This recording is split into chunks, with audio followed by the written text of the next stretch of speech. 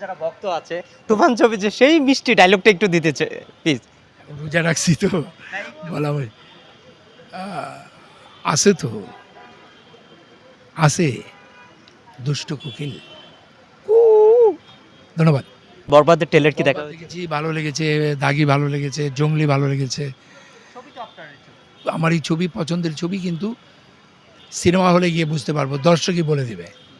আপনার কেমন আছেন স্যার? অনেকদিন ধরে দেখছি দুর্দান্ত কাজ করছেন। সাকিব ভাইয়ের তুফান ছবিতে কাজ করেছেন, মিষ্টি কোকিল কাজ করেছেন, তুফানে কাজ করেছেন, দাগিতে কাজ করেছেন, দুর্দান্ত কাজ করেই যাচ্ছেন। এই যে দর্শকের ইন্টারেস্টে ঢুকে যান, দর্শকের ভিতরে স্টোরির ভিতরে ঢুকে যান, কেমনে ঢুকে যান? এটা আসলে বড় পর্দা তো, বড় পর্দাতে পপুলার ফিল্ম আমি অনেক পরে এসে ঢুকলাম। তো আমি মানে খুব ডিফারেন্ট গেট আপে আসতে পছন্দ করি। এখনকার গেট আপের সাথে দাগির গেট আপ মেলানো যাবে না, তুফানের গেট আপ মেলানো যাবে না। বেশ কয়েকটি ছবি সামনে আসছে। তো আমি অভিনয়টাকে খুব ভালোবাসি, অভিনয়টাকেই এখন পর্যন্ত করছি নিয়মিতভাবে। সো চেষ্টা করি অভিনয়টা না করার আর কি। এই যে আপনি দাগিতে কাজ করেছেন, দাগিতে কাজ করতে যে মিশু ভাইয়ের সাথে কেমন যদি একটু এক্সপিরিয়েন্স শুনতে পারি শুটিং এ? নিশুর সাথে তো ওর ক্যারিয়ার তো প্রথমেই ও যখন শুরু করে আমার টেলিভিশন কাহিনীর মাধ্যমে ও মিডিয়াতে আসে টেলিভিশনে। সো ওকে তো একদম অনেক আগে থেকেই চিনি, অনেক দিন পরে ওর সাথে কাজ করা হলো। ও নিজেকে অনেক দূর গুছিয়ে নিয়েছে এবং ও স্ক্রিনে অ্যাপিয়ার হলে ওকে ভালো লাগে, এবং এটা একটা বড় গুণ। এবং ও অন স্ক্রিন যখন ক্যামেরার সামনে থাকে তখন খুব ইনভলভ থাকে এবং চেষ্টা করে ওর ম্যাক্সিমাম করার, টিমটাকে একটা টিম ফিলিং তৈরি করার চেষ্টা করে, সব মিলে একটা কাজ করার চেষ্টা করে। এইটা খুব ভালো।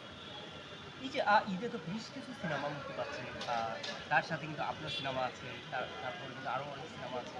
বেশ কিছু সিনেমার সাথে কিন্তু শাকিব ভাইয়ের বরবাদ, মিশু ভাইয়ের দাগি, তারপর জঙ্গলি, বেশ কিছু সিনেমা কিন্তু মুক্তি পাচ্ছে।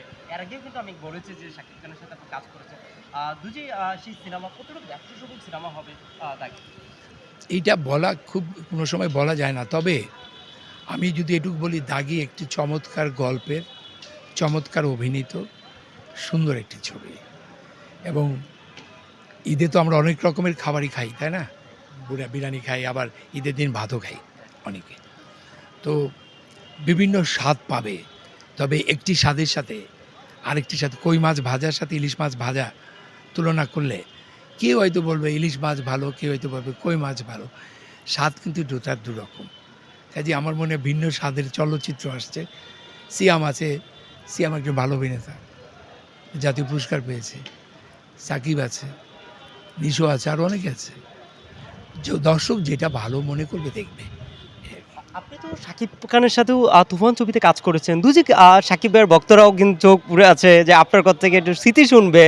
শাকিব খানের সাথে কিন্তু আপনি কাজ করেন তুফানে। মিষ্টি কোকিলে গানে কাজ করেছেন মুভিতে। দুজি একটু এক্সপিরিয়েন্স শুনতে পারি শাকিব খানের মানুষ হিসেবে কেমন আপনার চোখে? দারুণ, দারুণ। আমি তো আর ওর সাথে আগে কাজ করিনি। ওর নিষ্ঠা দেখেছি, সিরিয়াসনেস দেখেছি, লেগে থাকা দেখেছি। ও একটা ক্যারেক্টারের থেকে আরেকটা ক্যারেক্টারের পরিবর্তনে তার যে চেষ্টাটা দেখেছি, সিনিয়রদের প্রতি রেসপেক্টটা দেখেছি ভালো, এবং ওর পার্সোনালিটিটা আমার ভালো লেগেছে। অনেকেই বলছে যে শাকিব খান স্পটে যে চুপচাপ বসে থাকে কিন্তু আর্টিস্টের সাথে কথা বলেন। আপনি তো সরাসরি শাকিব খানকে দেখেছেন, কথাও বলেছেন। কেমন দেখলেন? জায়গা মতো খোঁচা পড়লে ওকে আটকানো যায় না। তো আমরা তো যখন ওর সাথে গল্প মেতে যাই তখন তো থামে না। বাট জেনারেলি তার যে অবস্থান ইন্ডাস্ট্রিতে, এটা অনেকেই তাই। অমিতাভ বচ্চন এসে তো চুপচাপই থাকেন। আমাদের আরেকজন গোলাম মোস্তফা ছিলেন, অসাধারণ, হাজার বছরের শ্রেষ্ঠ অভিনেতা। সেই গোলাম মোস্তফা তো চুপচাপ থাকতেন। এটা কোনো বিষয় না, একেবারেই বিষয় না। আরেকটা জিনিস আমি আপনার থেকে